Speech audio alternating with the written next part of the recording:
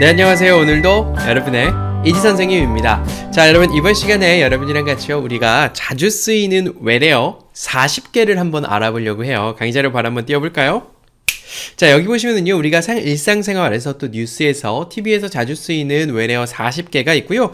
이거 40개를 오늘은요 조금 딱딱딱딱 해서 조금 빠른 속도로 우리 한번 뭐랄까요 리뷰한다고 생각하시고 한번 빠른 속도로 쭉쭉쭉쭉쭉 한번 치고 나가보려고 생각하고요. 10개씩 쪼개서 한번 해보도록 하겠습니다. 다음 장이요. 자, 우리 우선 시작은요 SNS, 트위터, 러스트벨트, 태블릿, 블루투스, 이커머스, 브리핑, 디지털 포렌식, 매뉴얼, 퓨전, 여기 있는 10개 단어 같이 한번 해볼 거예요. 자, 다음 장 넘어갈게요. 다음 장이요. 자, 우리 뭐 인터넷이든 뉴스든 상관없이 SNS라는 말 참 많이 쓰죠. 이 SNS는 뭐의 약자냐면 Social Network Service의 약자예요. Social 하면요 사회적인이란 뜻이거든요. Network 같은 경우는요 우리 뭐 저랑 여러분이랑 연결되어 있고 또 저랑 제 친구들이랑 연결되어 있고 마치 거미줄처럼 이렇게 막 망처럼 펼쳐져 있는 사회적인 거미줄 망 같은 것을 서비스해 주는 거예요. 그래서 여러분이 하고 계신 카카오톡 SNS고요. 또 뭐 우리가 있는 뭐 인스타그램이라는 거 있죠. 뭐 그런 것도 있고요. 옛날 때 썼던 I love school 아세요? 어디 초등학교 졸업생, 어디 국민학교 졸업생들끼리 모이는 것, 또 싸이월드 예전에 했던 것, 요런 것들 다 우리 SNS라고 합니다. 그래서 SNS 우리가 다른 사람이랑 연결될 수 있는 인터넷, 휴대폰 기반의 서비스들을 SNS라고 한다. 알아두시면 좋겠고요. 다음 장 가볼까요? 자, 다음 장에는요 트위터가 나왔어요. 네, 이 SNS 중에 한 종류가 트위터고요. 이 트위터 같은 경우는 사실 유명해진 지 꽤나 오래됐죠. 요즘도 이제 쓰이고 있고요. 트위터 140자의 극히 짧은 포스팅 SNS라고 되어 있어요. 그러니까 저도 트위터를 종종 이용하긴 하는데요. 트위터는 보통 이렇게 영향력 있는 사람이 거기다가 글을 다다닥 적습니다. 뭐 특히 뭐 기업의 총수라든지 뭐 아니면 정치인이라든지 어떤 학자라든지 교수라든지 이런 사람들이 글을 적고요. 물론 사진 한 장 같은 거 같이 쓸 수 있어요. 근데 대부분 글 위주라고 보시면 좋을 것 같고요. 그래서 이제 제가 이제 이 트위터가 SNS의 한 종류다. 그리고 그 밑에 뭐 네이버 밴드라는 것도 있고 인스타그램이라는 것도 있고 페이스북이라는 것도 있다까지 알려드렸었어요. 사실 이거 우리 복습하는 거죠. 들어본 것 같으시죠? 다음 장 가볼까요? 다음 장이요. 자, 그 다음에는요 제가 태블릿이라는 걸 좀 알려드리려고 해요. 우리가 태블릿 하면 소형의 휴대용 컴퓨터라고 이렇게 쓰여 있습니다. 우리 주변에 컴퓨터가 정말 주변에 많죠. 우리가 흔히 컴퓨터라고 부르는 모니터가 있고 본체가 있는 집에 있는 컴퓨터 뭐라고 하냐면 우리가 흔히 데스크탑이라고 해요. 그죠? 그리고요, 여기 제 거 보이십니까, 이거? 보이세요? 이렇게 들고 다닐 수 있는, 요렇게, 지금 이게 마이크가 연결되어 있어서 제가 심하게 들진 못하겠지만, 이렇게 들고 다닐 수 있는 컴퓨터들을 우리가 노트북이라고 해요. 마치, 여기, 이것도 우리 노트북이라고 하거든요, 노트북처럼 그냥 들고 다니는 녀석, 노트북이라고 하고요. 휴대용으로 들고 다니는 녀석을 태블릿이라고 해요. 이렇게 그냥 네모내가지고 들고 다니면서 TV 보는, 뭐 유튜브도 보고 이것저것 보는 것 있으시죠? 제가 얼마 전에 친구한테 사진을 한 장 받았는데 그 사진이 뭐였냐면, 어떤 분이 카페에서 태블릿 PC를 가지고 친절한 대학교 켜놓고 영어 공부하고 계시는 거였어요. 제가 그 사진 보고, 열심히 해야겠다 이런 생각 들었었는데, 요만한 거, 네, 한 요만해요. 요만하죠? 요만한 거 들고 다니면서 볼 수 있는 거 태블릿 PC라고 한다. 알아두시면 좋을 것 같고요. 다음 장 가볼까요? 자, 다음 장에는요 블루투스라는 단어가 있어요. 우리 요즘 보면요 젊은 친구들 여기다가 콩나물 같은 거 이렇게 요만하죠? 제 손마디만 한 요런 이어폰 여기다 꽂고 다니죠. 자, 이 선이 없는데 도대체 어떻게 저기서 소리가 날까? 그거는 바로 블루투스라는 녀석으로 연결이 되어 있어서 그래요. 자, 블루투스 표시가 어디 있냐면 여기 그림 보시면 우측 하단에 보시면 파랑색으로 표시가 2개 있어요. 하나, 동그라미에서 이렇게 물결처럼 퍼져나가는 건 뭡니까? 와이파이죠. 네, 우리가 그 휴대폰이 그 데이터로 연결이 되어 있지 않을 때 인터넷을 쓰려면은 와이파이에 연결해야 됩니다. 이게 바로 와이파이 표시고요. 그 옆에 보면요. 파란 색깔로 돼 있고 흰 색깔로 요렇게 그리고 이렇게 이빨처럼 되어 있는 blue 파란 색깔 tooth 이처럼 되어 있는 녀석이 바로 이 블루투스고요. 기기간 근거리 무선 기술 표준이라고 돼 있어요. 좀 말이 어렵지만 그냥 그거예요. 자, 여기 제 핸드폰이 있습니다. 핸드폰이랑 제 이어폰이랑 가까이 있잖아요. 그러니까 이 가까이 있는 소리가 여기서 신호를 주면 근거리니까 여기로 들어오는 거죠. 아니면 또 내 핸드폰이랑 집에 있는 사운드바 아니면 우리가 블루투스 이어폰 블루투스 스피커라고 하는 블루투스 스피커 집에다 딱 놓고 연결해서 노래 틀면 여기서 나오죠. 아니면 요즘 나오는 차들은 핸드폰 딱 차에 타면 자동으로 블루투스 연결돼서 휴대폰에서 노래 딱 틀면 차에서 나오잖아요. 선 연결 없이요. 그거 연결하는 것들 다 블루투스라고 한다. 알아두시면 좋을 것 같고 다음 장 가볼게요. 다음 장이요. 자, 다음 장에는요. 우리 참 자주 쓰는 말 e-commerce라는 말이 있어요. e-commerce. 여기서 e는요. 우리가 마치 이메일, 옛날 때 무한도전에서 이메일의 e는 무슨 약자일까요? 라는 퀴즈가 나왔어요. 근데 막 멤버들이 easy, 쉬운 메일이다. 뭐 이런 이야기도 했었는데 사실 이메일, e-commerce라고 했을 때 앞에 있는 e는요. electronic이죠. electronic 하면 전기, 전자의 이런 거예요. 이렇게 전기로, 전자로 하는 거. 그죠? 그래서 우리 전자상거래 e-commerce고요. 이 앞에 있는 e가 전자니까 뒤에 있는 commerce는요? 상업이 되겠죠. 뭔가 사고 파는 것. 우리가 e-commerce라고 하면 여러분이 이용하시는 쿠팡 또 카카오톡으로 선물하기도 있죠. 또 네이버 쇼핑 같은 것도 있죠. 우리가 직접 가서 사는 거 말고 인터넷이나 휴대폰으로 사는 모든 것들을 우리가 전자상거래 영어로 e-commerce라고 한다. 그래서 e-commerce 정말 많이 보시게 될 거고요. 그 다음 장 가볼까요? 자, 그 다음 장에는요, briefing이라고 하는 단어가 있어요. 자, 브리핑 하면 제가 밑에다 써놨습니다. 요점을 간략히 설명하고 보고하는 것이라고요. 이렇게 생각하시면 돼요. 예를 들면, 자, 코로나가 지금 조금 더 심해지고 있다고 해요. 코로나 상황을 예전에 그 정은경 본부장이 지금은 그 청장님이 됐죠. 그 분이 나오셔서, 오늘의 코로나는 몇 명이고요. 어떻게 발생했고요. 라고 해서 국민들한테 안내해줬어요. 그런 거 브리핑이죠. 또 아니면 어디서 재난이 났습니다. 그럼 소방서에서 소방 거기 높으신 분이 나와가지고 브리핑을 시작하겠습니다. 해서 어떤 사안에 대해서 요점만 간략히 국민들한테 알려주는 거죠. 그래서 회사에서 어떤 일이 있었는데 누구한테 브리핑합니다. 그 밑에 써놨습니다. 뉴스 브리핑, 조간 브리핑, 증시 브리핑, 이코노 브리핑 같은 거요. 그죠? 경제에 대해서 간략히, 오늘 있었던 뉴스에 대해서 간략히 어떤 걸 brief 하면 원래 간단히 간략히거든요. briefing 간단하게 설명하고 누구한테 알려주는 거. 저도 이거 어떻게 보면 좀 briefing 이라고 좀 볼 수도 있겠죠. 자, 이렇게 간단하게 설명하는 걸 브리핑이라고 하고요. 다음 장 가보겠습니다. 다음 장이요.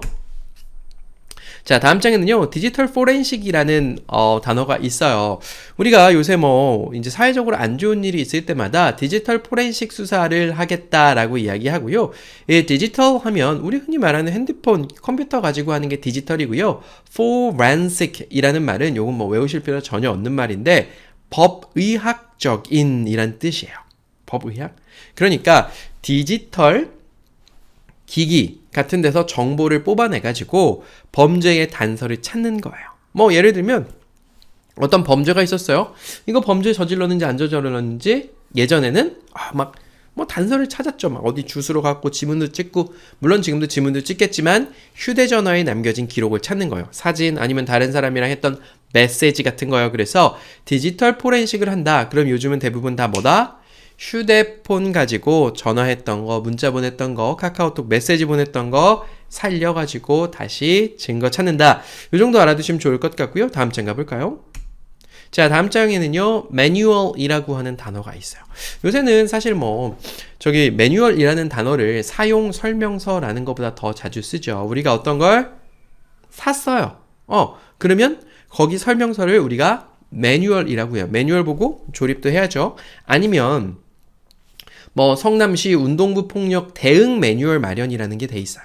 네, 우리가 우리 사회에서 점점 더 이 대응 매뉴얼에 대한 이야기가 참 많아지는데 어떤 일이 벌어졌을 때 어떻게 할지 미리 설명서처럼 만들어 놓는 것도 매뉴얼이라고 해요. 자, 여러분 집에 불 나면 어떻게 해야 됩니까? 먼저 생각해 놓는 거야. 집에 불 나면 일단 그죠? 저기 뭐 화재 경보기 눌러야 되죠. 그리고 엘리베이터 같은 거 타면 안 되고 계단으로 내려오셔야 되고 뭐 이런 것들이 있잖아요. 그런 것들도 매뉴얼이라고 한다. 다음 장 가볼까요? 자, 다음 장에는요, fusion이라고 하는 단어가 있어요. fusion. 그죠? 이 fusion이라는 단어는 쓰인 지 참 오래됐습니다. fusion? 뭐 가장 쉽게 생각하면 썩는 거예요. 그러니까 뭐 우리가 저기 예를 들면 커피 믹스다 해서 믹스도 썩는 거잖아요. 어떤 건 믹스? 근데 그냥 그렇게 무작정 썩는 게 아니고 서로 다른 거. 예를 들면 피자 우리나라 음식 아닙니다. 근데 불고기 우리나라 음식이죠. 서로 이렇게 다른 거를 피자에다가 불고기 올려서 불고기 피자 만들었어요. 요런 거 우리 퓨전 요리라고 하고요. 뭐 퓨전 요리도 있고요. 퓨전 국악 콘서트, 퓨전 코미디, 뭐 퓨전 막걸리, 퓨전 한복 등과 같이 다양하게 이것저것 좀 다른 특성을 가진 것들을 섞은 것을 우리는 퓨전이라고 이야기한다. 알아두시면 좋을 것 같고요. 다음 장 가볼까요? 자, 10개가 끝났습니다. 또 다른 10개를 가보려고 하고요. 뭐 여기선 히스패닉, 블랙 프라이데이, 이베리코, 뭐 아니면 콜키지 같은 말들 좀 배워볼 거예요. 자, 그 다음 장 넘어가 보겠습니다. 다음 장이요. 네. 자, 여기 있는 히스패닉은요, 우리가 히스패닉이다, 뭐, 저기 뭐, 어쩌고저쩌고 얘기 참 많이 하는데, 그, 스페인어권 출신 이주자 및 후손을 히스패닉이라고 한다고 써놨어요. 우리 미국 가보면요, 미국에 참 많은 인종이 살고 있죠. 특히나 요즘 같은 경우는, 그, 한인들, 또 뭐, 아시아인들, 그죠? 우리가 흔히 말하는 극동 아시아, 일본 사람, 한국 사람, 중국 사람에 대한 혐오 범죄가 참 많이 일어나고 있어요. 뭐 얼마 전에 좀 안타깝게도 총기 뭐 애틀란타에서 총기 관련 사고도 났었고 뭐 또 LA에서 뭐 한인 마트에서든 참 흑인들이 한국인 뭐를 대상으로 하는 아시아인들을 대상으로 하는 증오 범죄가 정말로 많이 미국에서 늘었다고 합니다. 제가 느끼기에 또 제가 듣기에는 사실 미국은 인종차별이 그렇게 심한 나라는 아니에요. 왜냐면 워낙 많은 민족이랑 인종들이 와서 살다 보니까. 근데 아마 코로나 이후로 좀 코로나 때문에 피해를 많이 봐서 그런지 이 한국, 중국, 일본인처럼 생긴 사람들에 대한 증오범죄, 또 인종차별 범죄가 참 많이 늘어났다고 하는데, 이 히스패닉들도 또 아시아인들에 대한 또 인종차별들을 가끔 하는 경우들도 있어요. 그래서, 좀 없었으면 좋겠어요. 그죠? 그리고 이 히스패닉을 그냥 여기 밑에 제가 써놨죠. 멕시코, 베네수엘라, 아르헨티나, 에콰도르와 같이 대부분 다 우리 남미라고 부르는 곳에는요. 브라질 빼고는 다 스페인어 써요. 그러니까 남미권에서 이주해 온 뭐 북중미, 남미에서 미국으로 이주해 온 죄송합니다. 그런 사람들 다 히스패닉이라고 이야기해요. 히스패닉 한번 인터넷에 쳐보시면 이렇게 생겼구나. 좀 이렇게 우리가 보기엔 좀 비슷비슷해 보이거든요. 그런 사람들이 히스패닉이라고 한다. 알아두시면 좋겠고요. 그 다음이요. 자, 그 다음은요. 인스타 내지는 인스타그램이라고 불리우는 걸 좀 알려드리려고 해요. 그 가장 아래에 보면은 뭔가 사진기처럼 생긴 그 모양 있죠. 이 인스타그램 우리가 아니면 이거를 이제 TV에서는 인스타그램이라고 다 말하기 힘드니까 좀 그러니까 스타가 뜻이 뭐죠? 별이잖아요. 그래서 인별그램이라고 이야기 많이 해요. TV에 뭐 자동적으로 나오고 저는 인스타그램은 안 합니다. 저는 제가 이제 거기 이제 사진도 올리고 사생활도 올리고 그래야 되는데 제가 이 사생활이 별다를 게 너무 없어서 요새 딱히 하는 것도 아무것도 없어가지고 올리긴 좀 그렇지만 저도 한번 해볼까 하는 생각이 들긴 해요. 아까 배웠던 SNS의 한 종류이고 요새 가장 많은 사람들이 쓰고 있는 게 바로 이 인스타그램이다 정도 알아두시면 좋겠고요. 아마 집에 자녀분들이 있으시면 다 하고 있을 거예요. 다음 장이요. 자, 다음 장에 블랙 프라이데이를 좀 알려드렸었는데 이 블랙 프라이데이라고 하는 게 검정 색깔 금요일이에요. 원래는요 11월 27일 작년에 11월 27일이었고 추수감사절 다음에 금요일이고 원래는 그렇대요. 미국에서 이제 우리가 한 해 동안 팔아야지 하고 생산했던 물건들이 연말까지 안 팔리면 어떡하죠? 세일해야죠. 그래서 연중 가장 세일 폭이 큰 날이 블랙 프라이데이예요. 요게 이제 그래서 뭐 우리나라에서 막 300만 원, 500만 원 하는 TV가 이때는 막 100만 원 하고 막 50% 세일, 70% 세일해서 싸게 사는 경우들 참 많고요. 요 블랙 프라이데이가 이제 우리나라에도 생겨가지고 뭐 우리나라도 연말쯤 되면 싸게 살 수 있는 일들 많다 정도 알아두시면 좋겠고요. 다음 장이요. 자, 다음 장에는요, 소시오패스라는 단어 알려드렸어요. 네, 이 소시오패스라는 말이 옛날 땐 별로 없었는데, 근래 한 10년 정도 참 많이 쓰인 것 같죠. 어떻게 쓰이냐면, 반사회적인 인격 장애의 일종이다. 인구의 4%가 소시오패스래요. 무섭죠. 그러니까, 이 소시오패스는요, 뭐 그런 거예요. 뭐 성공을 위해서 수단 밑에 써놨네요. 성공을 위해서 수단과 방법을 가리지 않고 이에 양심적인 가책을 느끼지 않는답니다. 그래서 이 사람들이 범죄를 저지르기도 하죠. 그래서 뭐 사회적으로 좀 사회성이 많이 떨어지는 거 소시오패스, 또 우리 약간 정신적으로 사이코패스라는 말도 쓰죠. 그래서 요런 소시오패스, 사이코패스에 의한 범죄가 좀 많이 일어나고 있고 좀 가급적 안 일어났으면 좋을 것 같습니다. 다음 장이요. 자, 다음 장에는요. 좀 빠르죠. 제가 40개 다 커버하느라 좀 빠르고요. 그래도 이렇게 빠르게 한 번씩 톡톡톡톡 치고 넘어가는 것도 효과가 좋을 때가 있는 것 같아요. 실리콘밸리라고 하는 것 좀 알려드리려고 해요. 한국말로는 실리콘밸리라고 하고요. 이게 뭐냐면 샌프란시스코의 첨단 산업단지라고 합니다. 샌프란시스코 어디냐면 미국에 있는 도시예요. 미국 서쪽, 북쪽, LA에서 좀 올라가면 있어요. 뭐 서울에서 부산 거리보다 조금 더 먼 것 같아요. 그냥 LA에서 좀 위로 올라가면 있다. 그리고 거기 스탠포드라고 하는 엄청나게 좋은 학교가 있고 그 근처에 우리가 알고 있는 세계에서 유명한 기업들의 사무실들이 거기 다 있어요. 뭐 볼까요? 애플, 테슬라, 구글, 인텔, 넷플릭스, 야후, 우버, 트위터, 페이스북 같은 기술 기반의 산업을 하는 회사들이 거기 다 몰려 있어요. 우리나라는 사실 뭐 서울에도 있고 저기 삼성은 뭐 수원에도 있고 기흥에도 있고 뭐 여기저기 퍼져 있잖아요. 여기는 그쵸, 여기서 딱 와가지고 여기서 새로운 회사 막 차리는 거예요. 지금 우리나라로 치면 저희 판교에 그나마 좀 많이 있죠. 판교 같은 느낌이라고 보시면 좋을 것 같고요. 실리콘밸리 하면 신기술들을 가지고 엄청나게 빠르게 성장하는 회사들이 모여있는 곳이 실리콘밸리구나 좀 알아두시면 좋을 것 같고 그 다음 장입니다. 자, 그 다음 장에는요. 실리콘밸리랑 좀 비슷하지만 이베리코라고 하는 거 있어요. 제가 이때부터 시작해서 여러분께 식재료를 조금씩 소개해드렸던 것 같습니다. 이 이베리코 돼지가 점점 유명해지고 있어요. 한 5년 정도 전부터 제가 처음에 뭐 음식을 먹으러 갔는데 이베리코 돼지래요. 근데 돼지를 좀 안 익혀서 주더라고요. 속을요. 그래서 이거 다 익혀주세요. 그랬더니 자기네 고기는 이렇게 먹어야 맛있답니다. 그래서 찝찝한데 하다가 먹었는데 아무 탈이 없었어요. 그리고 그것뿐만 아니라 사실 이베리코뿐만 아니라 요새는 그 제주도 돼지도 다 안 익혀 먹죠. 근고기. 그래서 저는 근고기 자주 먹진 않아요. 왜냐면 좀 돼지고기 다 익혀 먹는 걸 좋아해가지고 이 이베리코가 원래는 그거랍니다. 스페인에 있는 청정 지역에서 도토리만 먹고 자란 애들의 이베리코 흑돼지라고 해서, 이 이베리코 돼지는 뭐랄까요? 나쁜 해충들이 없대요. 그래서 이베리코 돼지 아예 안 말려가지고 하몽이라는 것도 만들어요. 얘네 뭐 다리 이렇게 오랫동안 숙성시켜가지고 하몽도 만들고, 또 이 이베리코 흑돼지 같이 좀 덜 익혀 먹는 음식도 만듭니다. 그래서, 한국산 돼지의 2배가량의 가격이라고 해요. 그럼에도 불구하고 우리나라에 참 많이 들어왔어요. 요새는 마트에서도 많이 팔고요. 이베리코 돼지, 스페인에서 온 약간 뭐 도토리 먹은 돼지다. 맛도 괜찮다. 알아두시면 좋을 것 같고요. 다음 장이요. 자, 다음 장에는 우리 작년 한 해 동안 귀 아프게 들었던 pandemic이라고 하는 단어가 있어요. 이게 코로나가 처음에 나왔을 때, 이게 pandemic이 되느냐 아니냐를 가지고 이야기를 많이 했었어요. 네, 이 팬데믹이라고 하면 세계 전역에 유행하는 대유행병이에요. 네, 근데 저는 살면서 아직 이렇게 코로나처럼 큰 팬데믹 겪어본 적 한 번도 없어요. 예전에 흑사병이라고 했던 거, 흑사병 몇 년 갔다? 20년 갔다 그랬나? 흑사병 때문에 유럽 인구가 엄청나게 많이 줄었죠. 그리고 스페인 독감이 1918년도에 있었고요.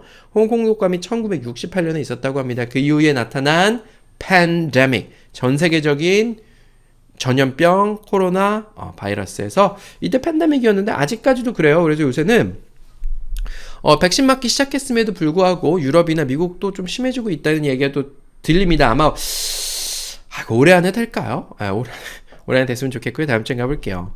자, 다음 장에는요, influencer라고 되어 있는 한국말로 하면 인플루언서라는 말이 있어요. 이 인플루언서에 대한 이야기는 점점 많이 나오고 있죠. 인플루언서 뭐냐면 influence가 누군가한테 영향을 주다예요. influencer는요, 영향을 주는 사람이 되겠죠. 그래서 사실 우리 연예인도 있고 교수님들도 있고 정치인들도 있고 원래 누군가에게 영향을 줬던 사람들은 있었습니다. 근데 개인의 자격으로 영향력이 있었던 사람들이 별로 없었어요. 근데 그죠? 인스타그램도 그렇고 유튜버도 있으면서 사람들에게 영향력을 점점 끼칠 수 있는 개인들이 늘어나면서 이런 말을 점점 많이 쓰고 있죠. 예전으로 돌아가면 파워 블로거 같은 글 쓰는 사람들도 있었고요.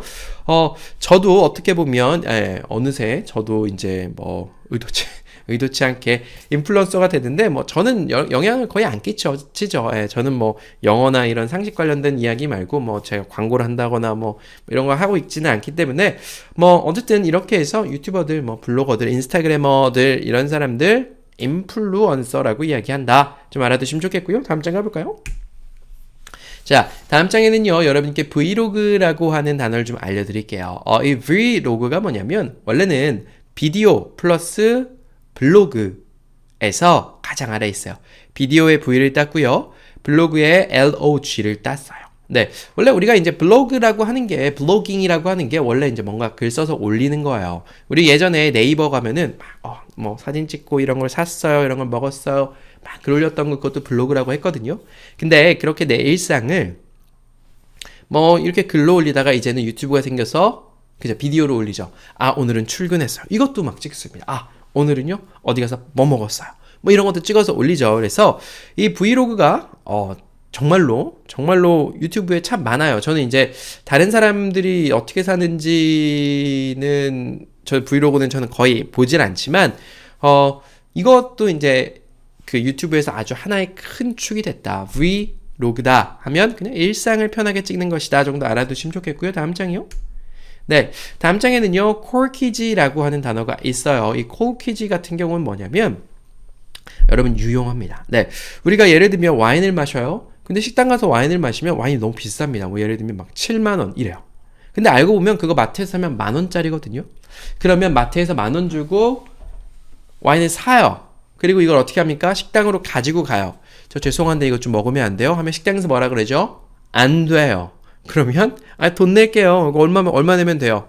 하는데 이게 이제 이 과정이 복잡하다는 거죠. 이걸 한마디로 줄일 수 있는 게 바로 이 콜키지예요. 혹시 여기 콜키지 얼마죠? 라고 물어보면 저희 콜키지 안 돼요. 그러면 외부 주류가 아예 안 되는 식당이에요. 근데 대부분의 식당에서 콜키지 가능합니다. 그냥 식당에서 보통 2만 원, 3만 원 정도 내면 가지고 온 술 한 번 까서 먹을 수가 있어요. 그죠? 그래서 이거 우리나라뿐만 아니라 해외 가서도 이거 다 콜키지 이 말 다 통하니까 좀 알아두시면 요 단어 도움 될 것 같고요. 다음 장 가볼까요? 자, 오늘 강의 절반이 끝났습니다. 이제 또 다른 10개가 나왔고요. 포퓰리즘, 다이애나 왕세자비, 제로섬 게임, MBTI 이런 거 한번 배워볼 거예요. 다음 장 가볼게요. 다음 장이요. 다음 장은요, populism, 내지는 우리나라에선 포퓰리즘이라고 하는 단어가 있습니다. 이 포퓰리즘을 가지고 많이 싸우죠. 정치권에서 네가 하는 거 포퓰리즘이네, 내가 하는 거 포퓰리즘이 아니다, 이렇게 많이 싸우죠. 그래서 요건 그렇습니다. 대중의 견해와 바람을 대변하고자 하는 정치 사상 및 활동이래요. 그럼 이거 되게 정치 잘하는 거 아닙니까? 정치 잘하는 거일 수 있죠. 대중들이 원하는 걸 해주는 거니까요. 근데 요걸 이제 우리나라에서 어떤 걸 가지고 싸우냐면 포퓰리즘 그런 거죠.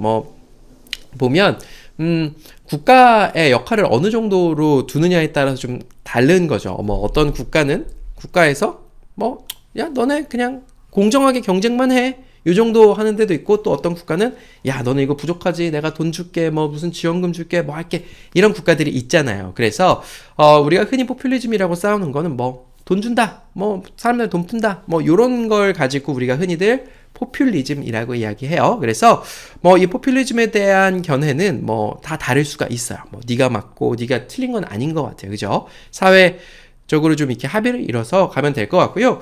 이 포퓰리즘을 써서 잘 됐던 경우도 있고 안 됐던 경우도 소개해드렸던 것 같아요. 브라질 같은 경우는 엄청 가난했죠. 그리고 너무 가난한 사람들이 있어서 그 사람들의 자립을 도울 수 있도록 돈도 주고 교육도 시켜줘서 브라질 경제가 좀 올라왔던 케이스도 있고, 아니면 아르헨티나 같이 그냥 뭐 전 국민을 상대로 무분별하게 돈을 뿌리다가 나라가 그냥 가버린 경우도 있고요. 뭐 제가 늘 말씀드리지만 저는 여기 물론 제 견해가 봤다 갔다 하지만 여기서는 아무 말씀 안 드립니다. 다음 장이요. 자, 다음 장은요, 인프라라고 있어요. 네, 제가 왜 그러냐면 저희 이제 아버지는 경상도 분이시고 저희 아버지는 심지어 그 옛날 그 박정희 대통령이랑 고향이 같아요. 그래서 우리 아버지는 이쪽이었고 저희 어머니는 또 전라도 분이에요. 그래서 제가 우리 친척들은 다 이렇게 좀 나뉘어 있어요. 그래서 저도 이것도 이해하고 이것도 이해하고 저는 그래서 이거 할 때 저는 양쪽을 다 찍어봤어요. 다 찍어봤고 이게 때에 따라 생각이 계속 바뀌더라고요. 그리고 여기서도 보면 가끔 예전에는 제 채널에다가 정치 이야기 하시면서 싸웠던 분들도 계세요. 그래서 제가 이거 안 되겠다. 정치적인 입장이나 견해 같은 거는 아예 내가 진짜 죽을 때까지 여기서는 이야기하면 안 되겠다라는 생각이 들어서 이런 것도 있어요, 이런 것도 있어요라고 그냥 말씀만 드리는 거예요. 여러분 오해하지 마세요. 인프라 같은 경우는요, 사회적 생산 기반이에요. 원래는 infrastructure라고 이야기를 하는데요. 우리 뭐 사회적 생산 기반 뭐가 있습니까? 우리가 뭐 예를 들면 제가 이 마이크를 만들어서 갖다 파는 사람이에요. 팔려면 어떻게 됩니까? 이거 만들 때 뭐 물도 들어갑니다. 전기도 들어갑니다. 쇠도 들어가요. 그죠? 이거 만들었으면 도로를 타고 가야 되고, 수출하려면 배를 태워야 되고 아니면 비행기를 태워야 되고 와 같은 사회적인 기반 시설이요. 우리나라 사회적 기반 시설 잘 되어 있습니까? 엄청 잘 되어 있죠. 여기 보면요. 뭐 동력, 에너지, 관계 시설은 뭐죠? 물, 그죠? 우리나라 화장실에서 하면은 하수구도 잘 돼 있고, 상수 잘 돼 있고, 도로, 항만, 뭐 전기, 교육, 문화, 의료 같은 모든 것들을 인프라라고 이야기한다. 알아두시면 좋겠고요. 다음 장이요. 네, 다음 장에는요, 다이애나 스펜서. 네, 작년에 뭐 요새도 올해도 좀 이야기 많이 나오는 것 같은데 이 다이애나 왕세자비라는 사람 기억하십니까? 네, 영국 국민들한테 굉장히 사랑을 받았던, 영국은 우리나라랑 다르게 왕실이 있죠. 엘리자베스 여왕이 아직도 살아있고 그 아들이 찰스 왕세자가 아들입니까? 그래. 찰스 왕세자가 아들이죠. 찰스 왕세자가 아들이고, 이 찰스 왕세자가 이제 왕위 계승을 해야 되는데 지금 나이가 엄청 많아요. 60살도 한참 넘었고, 한 70살 안 됐나? 뭐, 그 정도 됐어요. 그래서 이 찰스 왕세자의 부인이었던 사람이 다이애나 비였고, 이 다이애나 비가 예뻤고, 또 대중들한테도 워낙 뭐 봉사활동도 많이 하고 해서 영국에서 사랑을 많이 받았었는데, 이 찰스 왕세자가 말썽을 많이 일으켰어요. 특히나 이 카밀라라고 하는 여자가 있었는데 얘도 찰스 왕세자도 결혼했고 카밀라도 결혼을 했어요. 둘이 옛날 때 만났었거든요. 근데 결혼하고도 계속 만나가지고 이 다이애나비가 속을 막 많이 썩다가 결국은 이혼을 했고, 근데 이 다이애나비가 파리에서 파파라치들 피해서 막 자동차 달리다가 자동차 사고로 단명했죠. 그래서 그 이후로 영국 사람들이 엄청나게 좋아하고 엄청나게 더 유명해졌어요. 그래서 이 다이애나비를 그때 한번 이야기를 드렸고, 다이애나비 관련된 뭐 상품들도 많이 출시되고 있다. 그리고 이 다이애나비의 아들들이 있는데 요새 아들들도 좀 문제 뭐 일으키고 있죠. 그래서 좀 뭐 다이애나라는 이름 정도는 들어두시면 좋겠다 정도 좋을 것 같고요. 다음 장이요. 자, 다음 장에는요, 터닝 포인트라는 말이 있어요. turning point. 우리가 보통 turn 하면 뭐죠? turn, 도는 거예요. 그죠? turn, 뱅글뱅글 도는 거 turn이에요. 뭐 자동차 타고 가다 거꾸로 이렇게 돌아오는 건 뭐죠? U-turn이에요. 이렇게 도는 건 P-turn이라고 하잖아요. 그죠? turning, 도는 point, 어떤 시점을 말하는 거예요. 뜻에는 상황이 다른 방향이나 상태로 바뀌게 되는 계기라고 써놨지만요. 우리가 보통 인생의 터닝 포인트다. 아니면 어떤 걸 발전하기 위한 터닝 포인트다라고 이야기해요. 네, 뭐 예를 들면 저 같은 경우는 뭐 그냥 평범하게 살았어요. 제 얼굴 아는 사람도 없었죠. 그냥 회사만 다녔으니까요. 근데 그러다 갑자기 영어 강의를 했는데 이게 이렇게까지 잘 될 줄 몰랐습니다. 저한테 재능이 있었나요? 있었나 봐요. 그래서 이렇게 돼버렸잖아요. 그래서 제 인생의 터닝 포인트라고 이야기하면 유튜브 카메라 앞에 섰던 그 첫날이 아닐까 생각이 들어요. 여러분도 뭐 어떻게 보면 살아가다가 그동안 아무 관심도 없었어. 근데 내가 갑자기 영어 공부를 해야겠어. 아니면 상식 공부를 해야겠어. 라고 생각했던 날이 인생의 터닝 포인트일 수도 있어요. 아니면 이거보다 더한 인생의 터닝 포인트가 있으실 수도 있죠. 그런 걸 우리는 터닝 포인트라고 이야기한다. 다음 장이요. 자, 다음 장에는요, 카르텔이라고 하는 말이 있어요. 카르텔이 기업 간의 담합이라고 써 있어요. 이거 가끔 제가 댓글 보면요, 단합이라고 이야기하시는 분들이 있는데, 단합은 틀린 말이에요. 단합은 뭐냐면, 우리끼리 마음을 합쳐서 잘해보자. 이게 단합이에요. 그죠?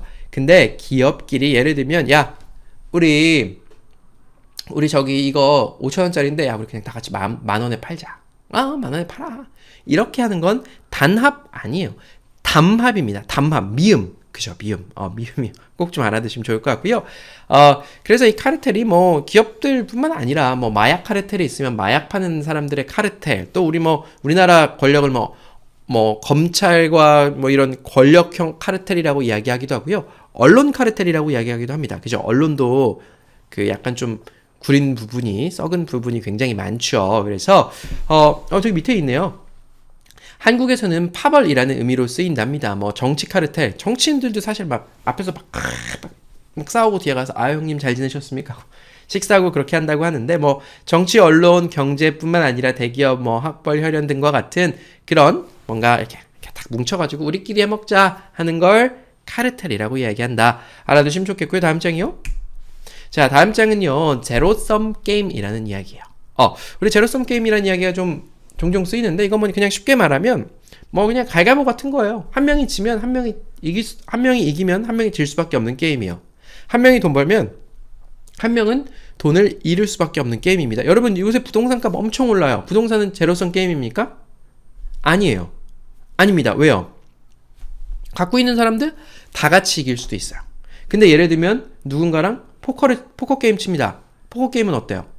돈을 걸고 이긴 사람이 가져가는 거예요. 그러면 그거는 제로섬 게임이죠. 그래서 뭐 밑에 보면 정치도 제로섬 게임이라고 되어 있는데, 정치도 마찬가지죠. 우리 딱 선거합니다. 야, 너랑 나랑 겨뤄. 그래서 이기면 이긴 사람이 다 가져가잖아요. 그런 것 제로섬 게임이라고 이야기한다. 알아두시면 좋겠고, 다음 장이요. 네, 이 MBTI는 MBTI라는 게 있는데, 여러분도 이 MBTI 검사를 한번 해보세요. 제가 아마 그때 MBTI 제가 요거 말씀드리기 전에 MBTI 검사라는 걸 해가지고 제 성향이 어떤 것이다. 뭐 밑에 있네요. ENTP-A. 논쟁을 즐기는 변론가, 발명가고요. 독창적이고 풍부한 안목을 가지고 있고 문제 해결력이 있답니다. 전 진짜 이런 사람이긴 한데, 네, 한번 검사해보세요. 이거 뭐 시간 얼마 안 걸려요. 그냥 이 MBTI라고 해서 몇 가지, 뭐 16가지인가 몇 가지로 사람의 유형을 나눠놓고, 너는 이런 사람이에요, 저런 사람이에요, 이렇게 알려주는 테스트다 정도. 여기 자주 나와가지고 알려드렸고요. 다음 장이요. 네, 다음 장에는요, 제가 너무 소리를 질렀나봐요. 가까이 가서 좀 조용히 얘기할게요. 네, 무슬림이라고 하는 단어가 있는데, 이 무슬림은 그냥 우리 이슬람교를 믿는 사람을 무슬림이라고 해요. 네, 이 무슬림이랑 이야기와 더불어 할랄 식품이란 이야기 좀 전해드렸었던 것 같아요. 할랄 식품이라고 하면 이 이슬람교도들이 안 먹는 거 있죠. 돼지와 들어간, 뭐 심지어 돼지 기름으로 튀겨진 라면이다, 뭐 이런 것도 아예 안 먹어요. 그러니까 돼지는 여기서는 되게 그렇게 해서 아예 돼지가 들어간 거 아예 안 먹습니다. 그래서 그런 돼지와 전혀 관련이 없는, 옛날 때 라면 수출 한번 했었는데 거기 돼지 기름 뭐 조금 막 들어가서 아예 뭐 안 팔렸었고, 그 무슬림들을 위한 음식을 요새 다시 라면 만들어가지고 판대요. 그거 할랄 푸드라고 하고, 이 무슬림은 뭐 교를 믿는 사람이에요. 저도 이제 종교에 대해서는 좀 객관적으로 보려고 노력을 많이 하는데, 제가 만나본 무슬림들은 다 괜찮았어요.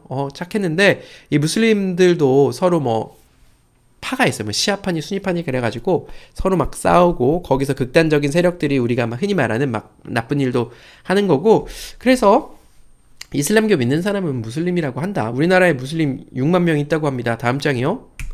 네, 다음 장은요, innovation이라고 하는 단어를 좀 알려드렸었어요. 뭐 innovation 하면 그냥 혁신이라고 생각하시면 돼요. 혁신, 뭔가 우리 그냥 이렇게 쓰던 거, 뭐 예를 들면 스마트폰 같은 거 혁신입니까? 혁신이죠. 그죠? 전기자동차 혁신입니까? 혁신입니다. 그런 것들을 이노베이션이라고 하고요. 그냥 이거 이노베이션이랑 단어가 있구나 정도 한번 봐두시면 될 것 같고 다음 장이요. 다음 장은요. 유토피아라고 하는 단어예요. 유토피아는 현실에 존재하지 않는 이상의 세계래요. 유토피아 아주 좋은 세상.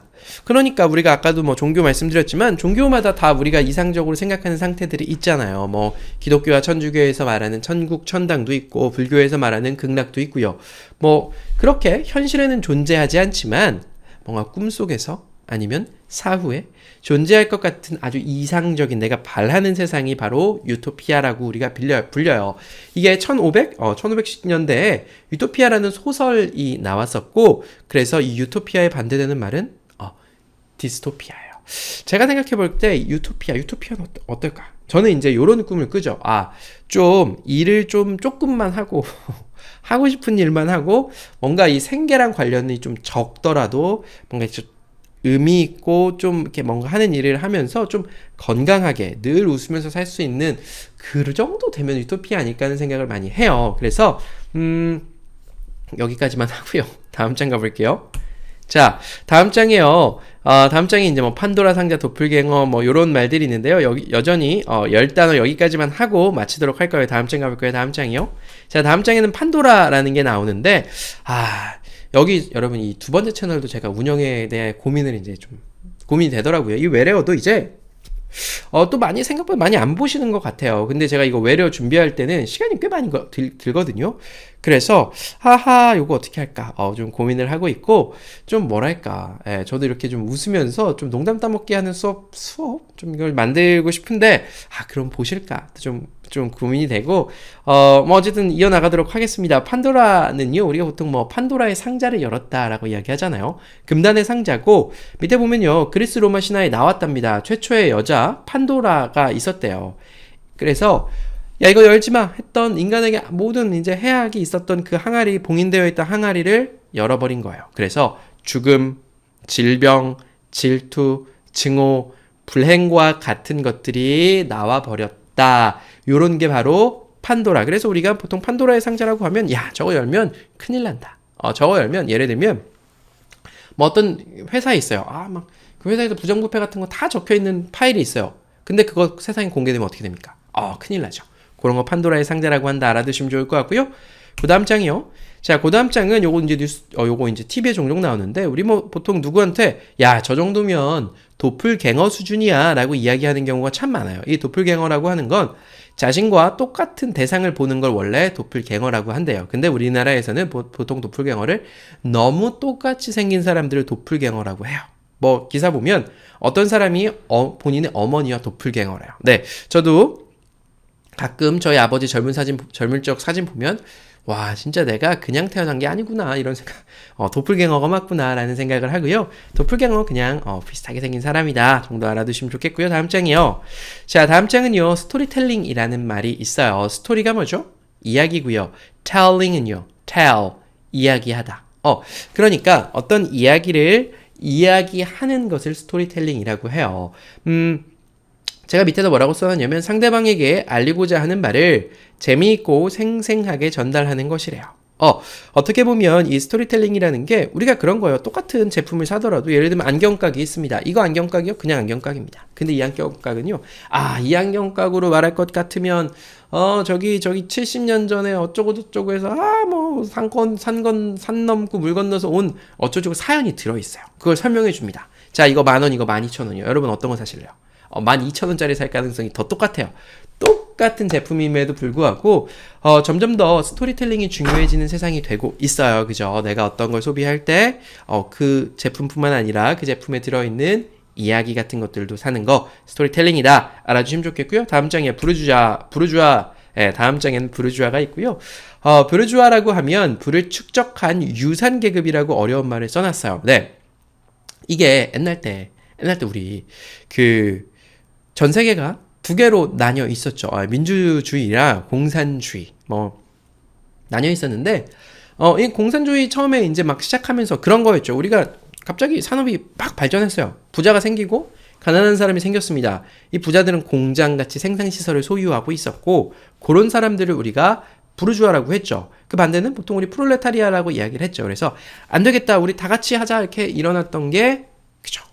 그 혁명들 해서 막 러시아, 중국 빨갛게 전 세계 막 절반이 그렇게 갔었잖아요. 그때부터 시작해서 돈 모은 사람들을 부르주아라고 불렀고, 그게 그 말이 없어지지 않고 여전히 부르주아라는 말을 많이 쓰이죠. 그래서 부르주아다 하면 옛날부터 돈을 축적해가지고 부자이다. 이 정도로 좀 알아두시면 좋겠고요. 다음 장이요. 네, 다음 장에는요, 판무 파탈이라고 하는 단어가 있어요. 이 판무 파탈 이거는요, 프랑스 말이고요. 치명적인 여자예요. 그러니까 우리 역사상 보면 뭔가 치명적인 매력을 가지고 왕을 막 했던, 뭐 예를 들어 밑에 써놨네요. 히빈 장씨라든지 그 우리 클레오파트라, 이집트에 있었던 클레오파트라도 여왕이었어요. 근데 그 클레오파트라가 그 당시에 강했던 나라인 로마 황제뿐만 아니고 뭐 그렇게 했던 치명적인 여자를 판무파탈이라고 하고요. 반대로 치명적인 매력을 가진 남자 옴무파탈이라고 해요. 좀 들어보시면 좋을 것 같고, 다음 장이요.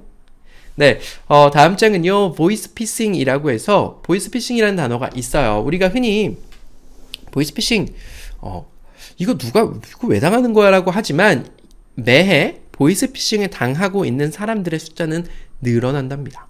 점점 더 그 수법이 악랄해지고 정교해지고 있어가지고, 여러분 그 전화, 문자, 카카오톡 이런 걸로 엄마 난데 휴대폰 잃어버렸어. 요새는 그거 스미싱이라고 하죠. 잃어버렸는데 나 10만 원만 보내줘. 작은 액수여도 누군가 돈 보내달라 그러면 꼭 확인하고 보내세요. 네. 그래서 이 보이스피싱이라는 게 원래 voice, 목소리를 가지고 private data, 개인 정보를 마치 낚시하듯이 피싱 하는 것처럼 피싱이라는 말이 생겨나서 뭐 전화금융 사기를 보이스피싱이라고 한다 알아두시면 좋겠고, 다음 장이요. 자, 다음 장에는요, 빅데이터라는 단어가 있는데, 이 빅데이터라고 하는 게 데이터는 여러분들 인터넷으로 검색 많이 하시죠. 또 유튜브도 많이 보시죠. 그렇게 여러분이 일상생활에서 하고 있는 모든 행위, 인터넷에 기록될 수 있는 행위를 빅, 아주 큰 범위로 수집해서 거기서 의미 있는 정보를 찾아내는 걸 빅데이터라고 해요. 우리가 4차 산업혁명이다 하는데 여러분 4차 산업혁명이 뭡니까? 네, 완전히 정의할 수는 없어요. 네, 뭔가 새로운 산업인데 그 중에서 하나가 이 빅데이터예요. 그러니까 그런 거죠. 뭐 우리가 언제 동의했는지 몰라도 우리가 동의한 경우들이 많이 있어요. 그러면 우리가 뭐 유튜브만 놓고 봐도 우리가 좋아할 만한 동영상 계속 뜨잖아요. 이지쌤 동영상 보면 다음 거 이지쌤 동영상 또 뜨고, 그죠? 그런 것처럼 여러분들이 구매하고 검색하시는 그런 것들 데이터를 토대로 뭐 40대, 50대, 60대 뭐 자주 쓰는 단어가 이거고, 자주 쓰는 거 이렇게 해서 그런 걸 가지고 소비 패턴을 파악해서 맞춤형 광고도 제공하고, 뭐 이 빅데이터를 통해서 뭐 예를 들면 선거에 대한 결과를 예측한다든지 뭐 이렇게 수없이 큰 데이터를 분석해서 의미 있는 정보를 뽑아내는 것, 그것이 빅데이터다 알아두시면 좋겠고요. 다음 장입니다. 네, 다음 장에는요, 에스프레소라고 하는 단어가 있어요. 이 에스프레소 하면요, 그냥 쉽게 생각하시면 저도 이제 오늘 커피 사왔는데, 여기 이거 딱 보면은, 네, 커피 산 지 오래돼가지고 차가워졌는데, 여기 이거 아메리카노 사왔어요. 아메리카노 만들 때 여러분 어떻게 만듭니까? 네, 에스프레소라는 걸 하나 뽑아서, 그걸 붓고 뜨거운 물을 부어요. 그러면 뜨거운 아메리카노, 차가운 거 아이스 아메리카노는 그거 붓고 얼음 넣고 물 부어요. 네, 그러니까 우리가 보통 커피를 만들 때 그 원액을 이야기하는 거예요. 그래서 그 유럽이나 남미 같은 데 가면은 요 에스프레소만 먹어요. 써요. 쓴데 이거 먹고 단 거 먹으면 맛있기도 하거든요. 그래서 고압, 아주 고압으로 그 커피 가루 이렇게 갈아가지고 그 뭡니까? 커피숍 가면은 커피 가루 갈죠? 그래서 거기다 넣어서 통통통 쳐서 위에 끼고 탁 한 다음에 고압으로 팍 통과시켜서 조금 내려서 먹는 거, 그게 바로 에스프레소다 알아두시면 좋겠고요. 다음 장입니다. 제가 이거 겨울 때 강의했었거든요. 이게 한 11월쯤 됐던 것 같은데, 이때 노로바이러스가 유행했었습니다. 노로바이러스는 보통 겨울에 걸리는 바이러스고, 뭐 굴, 어패류 같은 거에 많이 걸려 있어요. 뭐 굴, 조개 이런 거, 뭐 육회 먹고 걸리는 경우도 있고요. 저도 노로바이러스 한번 걸려봤습니다. 굴 먹고요. 예. 한 이틀 정도 막 뭐 난리 났었어요. 힘드니까 잘 씻어 드셔라. 특히나 겨울에는 굴 같은 거 익혀 드시는 게 좋겠다라는 거 좀 알려드렸던 것 같고요. 여러분 오늘 강의는 딱 여기까지만 하도록 하겠습니다. 이게 제가 40개를 40분에 커버해야 할지 오늘 충분히 할 수 있을 거야 라고 생각했지만 역시나 40분이 좀 넘었고요. 이 두 번째 채널에서 여러분께 좀 뭐랄까 영어 수업을 좀 다시 해볼까 하는 생각도 있는데 열심히 고민해보고 또 결과는 영상으로 남겨드리도록 하겠습니다. 여러분 여기까지 따라오셨다면 여러분은 정말로 감사드리고요. 오늘은 여기까지 하도록 할게요. 여러분 감사합니다.